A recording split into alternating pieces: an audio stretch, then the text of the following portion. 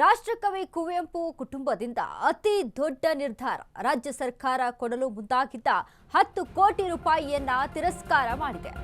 ರಾಷ್ಟ್ರಕವಿ ಕುವೆಂಪು ಕುಟುಂಬದಿಂದ ಅತಿ ದೊಡ್ಡ ನಿರ್ಧಾರವಿದು. ರಾಜ್ಯ ಸರ್ಕಾರ ಕೊಡಲು ಮುಂದಾಗಿದ್ದ 10 ಕೋಟಿ ರೂಪಾಯಿ ತಿರಸ್ಕಾರ. ಮೈಸೂರು ಕುವೆಂಪು ನಿವಾಸವನ್ನ ಮಾರಾಟ ಮಾಡಲ್ಲ, ಮಾರಾಟ ಮಾಡುವ ಬದಲು ಮ್ಯೂಸಿಯಂ ಮಾಡುತ್ತೇವೆ. ಉದಯ ರವಿಯನ್ನು ಸರ್ಕಾರಕ್ಕೆ ಹಸ್ತಾಂತರ ಮಾಡೋದಿಲ್ಲ. ಉದಯ ರವಿ ಮನೆಯನ್ನ ನಾವೇ ಮ್ಯೂಸಿಯಂ ಮಾಡ್ತೇವೆ. ಅಶ್ವವೇಗ ನ್ಯೂಸ್ಗೆ ಕುವೆಂಪು ಅಳಿಯ ಚಿದಾನಂದ ಗೌಡ ಮಾಹಿತಿಯನ್ನ ಕೊಟ್ಟಿದ್ದಾರೆ. ಸರ್ಕಾರ ಎಲ್ಲಿ ಹಣ ಹಾಕುತ್ತವೆಯೋ ಅಲ್ಲಿ ಆಗುವ ಕೆಲಸಗಳು ಹಾಳಾಗುತ್ತವೆ. ಪೂರ್ಣಚಂದ್ರ ತೇಜಸ್ವಿ ಅವರ ಮಾತನ್ನ ನೆನಪಿಟ್ಟುಕೊಳ್ಳಿ. ಸರ್ಕಾರದ ಹಣ ತಿರಸ್ಕರಿಸಿ ಎಂದು ಮನವಿ ಮಾಡಿದ್ದ ಕುವೆಂಪು ಅಭಿಮಾನಿಗಳ ಮನವಿಗೆ ಓಗೊಟ್ಟು ಅತಿ ದೊಡ್ಡ ನಿರ್ಧಾರವನ್ನ ತೆಗೆದುಕೊಂಡಿದ್ದಾರೆ.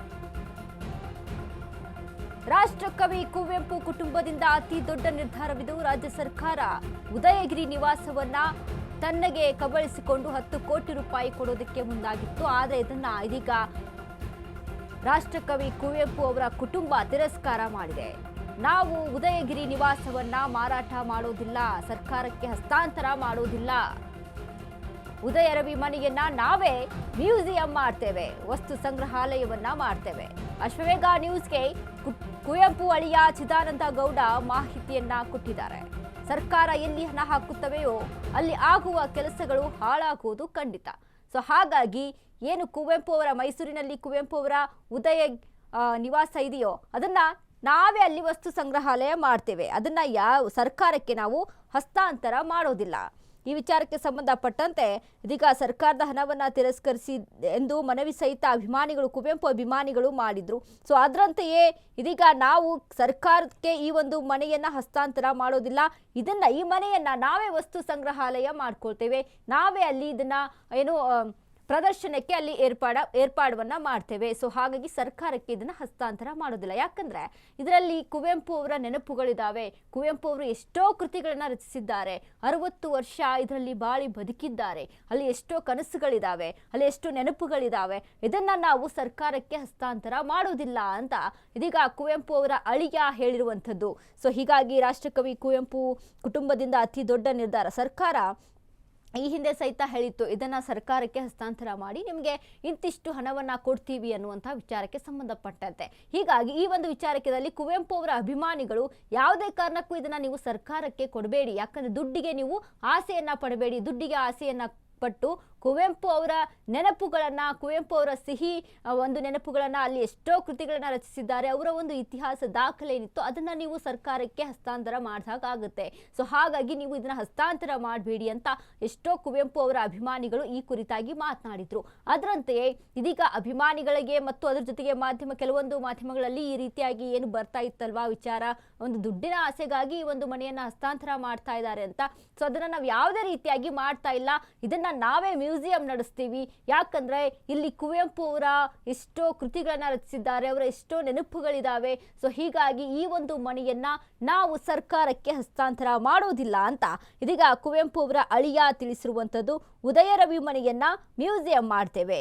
ಯಾರ್ಯಾರೆಲ್ಲ ನೋಡ್ಬೇಕು ಅನ್ನುವಂಥ ಆಸೆ ಇರುತ್ತೋ, ಯಾರ್ಯಾರೆಲ್ಲ ಈ ಒಂದು ಮನೆಯನ್ನ ಅಲ್ಲಿ ವೀಕ್ಷಣೆ ಮಾಡಬೇಕು ಅಂತ ಆಸೆ ಇರುತ್ತೋ, ಸೊ ಅವ್ರು ಬಂದು ಇಲ್ಲಿ ವೀಕ್ಷಣೆ ಮಾಡ್ಬೋದು, ನೋಡ್ಬೋದು. ಈಗ ನಾವು ಗಮನಿಸಿದ್ವಿ, ಈಗಾಗಲೇ ಕುವೆಂಪು ಅವರ ನಿವಾಸ ಏನಿದೆಯೇ ಅಲ್ಲಿ ಸಹಿತ ಎಷ್ಟೋ ಅಭಿಮಾನಿಗಳು ಹೋಗ್ತಾರೆ, ಇವರ ಬಗ್ಗೆ ಅಲ್ಲಿ ತಿಳ್ಕೊಳ್ತಾರೆ.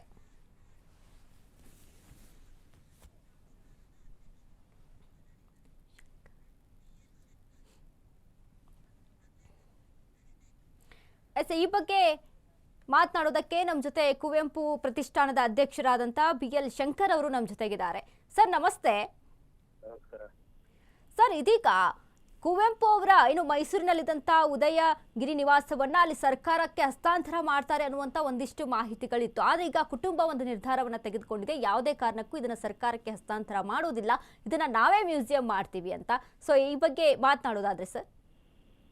ರಾಷ್ಟ್ರಕವಿ ಕುವೆಂಪು ಪ್ರತಿಷ್ಠಾನದ ಕಾರ್ಯವ್ಯಾಪ್ತಿ ಮತ್ತು ಜವಾಬ್ದಾರಿಗೆ ಶಿವಮೊಗ್ಗ ಜಿಲ್ಲೆ ಕುಪ್ಪಳಿನಲ್ಲಿರುವಂತಹ ಕುವೆಂಪುರವರ ಹುಟ್ಟಿದ ಮನೆ ಮತ್ತು ಅದಕ್ಕೆ ಸಂಬಂಧಪಟ್ಟಂತ ಅವರ ಸಮಾಧಿ ಇರುವಂತ ಕವಿಶೈಲ ಮತ್ತು ಸುತ್ತಮುತ್ತಲಿನ ಕೆಲವು ಪ್ರದೇಶ ಮಾತ್ರ ಬರ್ತದೆ. ಉದಯ ರವಿ ಅದರ ಕಾರ್ಯವ್ಯಾಪ್ತಿನಲ್ಲಿ ಬರೋದಿಲ್ಲ. ಆದ್ರೆ ಕುವೆಂಪುರವರು ಬಾಳಿ ಬದುಕಿದಂತ ಬಹಳಷ್ಟು ಅವರ ಸಾಹಿತ್ಯ ಕೃಷಿಯನ್ನು ಮಾಡಿದಂತ ಉದಯ ರವಿ ಏನಿದೆ ಮೈಸೂರಲ್ಲಿ, ಅದನ್ನೊಂದು ಮ್ಯೂಸಿಯಂ ಮಾಡಬೇಕು, ಸ್ಮಾರಕ ಮಾಡಬೇಕು ಅನ್ನುವಂತ ಒತ್ತಡ ಸಾರ್ವಜನಿಕರಿಂದಲೂ ಇತ್ತು. ಅವ್ರ ಕುಟುಂಬದವರಿಗೂ ಒಂದು ಅಪೇಕ್ಷೆ ಇತ್ತು. ಈ ವಿಚಾರದಲ್ಲಿ ಬಹಳ ವರ್ಷಗಳಿಂದ ಚರ್ಚೆ ನಡೀತಾ ಇತ್ತು. ಸರ್ಕಾರ ಮಾಡಬೇಕು, ಕುಟುಂಬದವರು ಮಾಡಬೇಕು ಅನ್ನೋದನ್ನ ಸರ್ಕಾರದವರು, ಹಿಂದಿನ ಸಿದ್ದರಾಮಯ್ಯ ಸರ್ಕಾರ ಇರ್ಬೋದು, ಬಸವರಾಜ ಬೊಮ್ಮಾಯಿ ಅವರ ಸರ್ಕಾರ ಇರ್ಬೋದು, ಮತ್ತೆ ಈಗಿನ ಮತ್ತೆ ಸಿದ್ದರಾಮಯ್ಯ ಸರ್ಕಾರ ಇರ್ಬೋದು, ಈ ಬಗ್ಗೆ ಅನೇಕ ಸಂದರ್ಭಗಳಲ್ಲಿ ಮಾತುಕತೆ ಆಗಿತ್ತು. ಆದ್ರೆ ಅಂತಿಮವಾಗಿ ಕುಟುಂಬದವರು ನಾವೇ ಅದನ್ನ ನಿರ್ವಹಿಸ್ತೀವಿ ಅನ್ನೋಂತ ಒಂದು ತೀರ್ಮಾನಕ್ಕೆ ಬಂದಿದ್ದಾರೆ. ಅವರ ಸುಪರ್ದಿನಲ್ಲೇ ಇದೆ. ಈಗ ಅಲ್ಲಿ ಆ ಮನೆಯಲ್ಲಿ ಈಗ ಕುವೆಂಪು ಅವರ ಮಗಳು ತಾರಿಣಿ ಮತ್ತು ಅವರ ಅಳಿಯ ಚಿದಾನಂದ ಗೌಡ್ರು ಅಲ್ಲೇ ವಾಸ ಮಾಡ್ತಾ ಇದ್ದಾರೆ.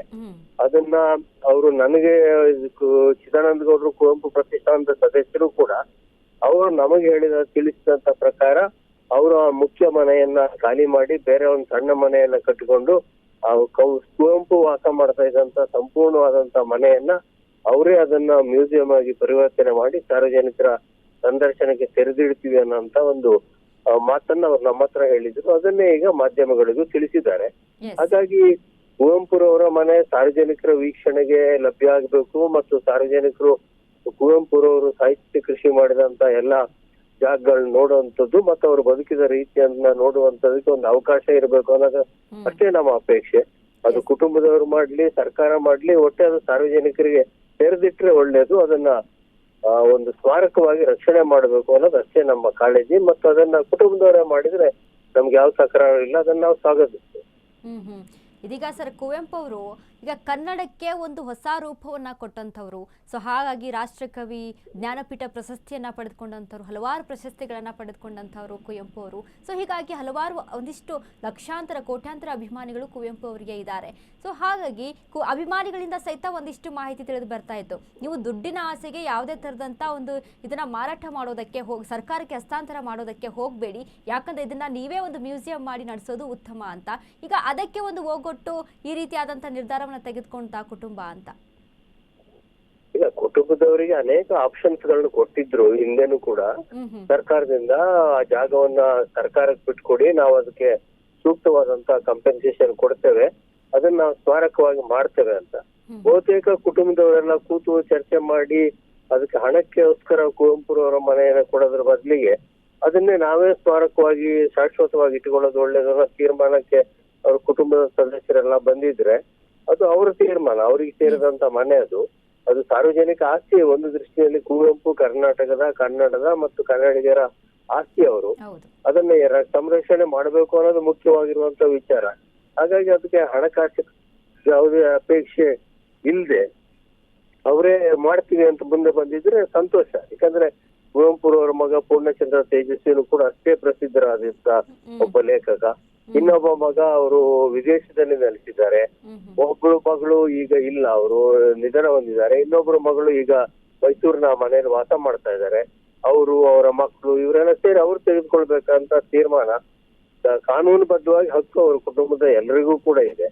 ಹಾಗಾಗಿ ಆ ಹಕ್ಕನ್ನ ಅವ್ರು ಚಲಾಯಿಸುವಂತ ಹಕ್ಕನ್ನ ಬಿಟ್ಟುಕೊಡೋದು ಬೇರೆ ಪ್ರಶ್ನೆ.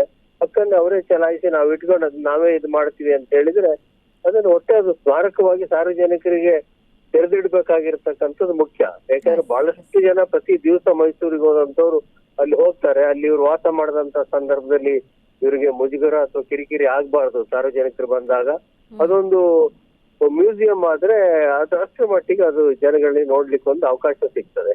ಅದೇ ರೀತಿ ಈಗ ನಮ್ಮ ಕುಪ್ಪಳಿನಲ್ಲಿರುವಂತ ಕವಿ ಮನೆ ಇರ್ಬೋದು, ಕವಿಶೈಲ ಇರ್ಬೋದು, ಒಂದು ವರ್ಷಕ್ಕೆ 2,40,000 ಜನ ಬಂದು ಹೋಗ್ತಾರೆ. ಬಹುತೇಕ ಇಡೀ ದೇಶದಲ್ಲಿ ಅತ್ಯಂತ ಹೆಚ್ಚು ಸಾರ್ವಜನಿಕರು ಭೇಟಿ ಕೊಡುವಂತ ಒಂದು ಕವಿಯ ಸ್ಮಾರಕ ಕವಿಶೈಲನೇ ಇರ್ಬೋದು, ಕವಿ ಮನೆ ಮತ್ತು ಕವಿಶೈಲ. ಅದೇ ಕುವೆಂಪುರವರಿಗೆ ಎಲ್ಲಾ ಸರ್ಕಾರಗಳು, ಬಂಗಾರಪ್ಪನವರ ಸರ್ಕಾರದಿಂದ ಪ್ರಾರಂಭ ಆಗಿ ಈಗ ಸಿದ್ದರಾಮಯ್ಯ ಸರ್ಕಾರದವರೆಗೆ ಅವ್ರಿಗೆ ಕೊಡ್ಬೇಕಾದಂತ ಗೌರವ, ನಿರ್ಮಿಸಬೇಕಂತ ಸ್ಮಾರಕ, ಅದು ಕೊಡ್ಬೇಕಾಗಿರ್ತಕ್ಕಂತ ಪ್ರಾಧಾನ್ಯತೆ, ಕೊಡ್ಬೇಕಾಗಿರ್ತಕ್ಕಂತ ಅನುದಾನ ಎಲ್ಲವನ್ನೂ ಕೂಡ ಮಾಡಿದ್ದಾರೆ. ಹಾಗಾಗಿ ಕುವೆಂಪುರವರ ವಿಚಾರದಲ್ಲಿ ಆ ಪಕ್ಷ ಈ ಪಕ್ಷ ಆ ತರದ ಯಾವುದೇ ಅಭಿಪ್ರಾಯಗಳು ಕೂಡ ಇಲ್ಲ. ಹಾಗಾಗಿ ಅದೊಂದು ಯಾವುದೇ ರೀತಿಯ ವಿವಾದಗಳಿಲ್ಲದೆ ಅದೊಂದು ಸ್ಮಾರಕವಾಗಿ, ಮ್ಯೂಸಿಯಂ ಆಗಿ ಆದಷ್ಟು ಬೇಗ ಆದ್ರೆ ಒಳ್ಳೇದು. ಥ್ಯಾಂಕ್ ಯು ಸರ್, ಅಶ್ವವೇಗ ಜೊತೆ ಮಾತನಾಡಿದ್ದಕ್ಕೆ. ಧನ್ಯವಾದ.